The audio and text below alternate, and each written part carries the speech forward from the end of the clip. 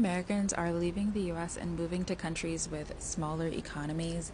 Gentrification is becoming, and modern colonization, mind you, is becoming a really big concern. I wanted to share my perspective as a black woman who I was born in Jamaica and I am a naturalized citizen in the US. And then I moved to Mexico. So I wanted to talk about some of the things that I was considering and that I do consider, or that I'm doing my best to not negatively impact the local communities and the culture. One of the things that I have done, I know that I'm doing to minimize my impact. I am aware that there is no way to have a net zero impact, or there's no way to.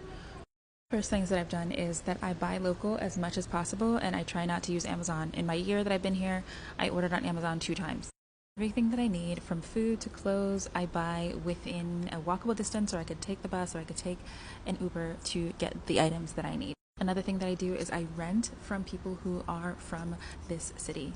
When Americans move to a particular city in a culture, especially like in Mexico, and they overpay for their rental properties, they are throwing off the local real estate market and making it so that locals can't afford to live there. Another thing that I do is that I learn the language. I am learning Spanish and I'm doing everything that I can every day to speak Spanish. I speak Spanish when I am at restaurants. I speak Spanish when I go to the market. I don't expect locals to accommodate me and speaking English just because I am an American. One thing that I notice that some Americans do is they don't learn why things are done the way that they are. Still getting to know a culture, sometimes it can be easy to dismiss certain minor or small practices that you don't really understand, but it's really important to understand why things are done the way that they are, because a lot of things are tied to tradition and deep cultural values that could be really offensive or harmful to the communities if you do not adhere to them. The thing is, I pay what's fair. I do not haggle on prices at the market, but I also do not over-tip. I think when I moved here, I was over-tipping, but that can throw off the local economy, so I tip what is average.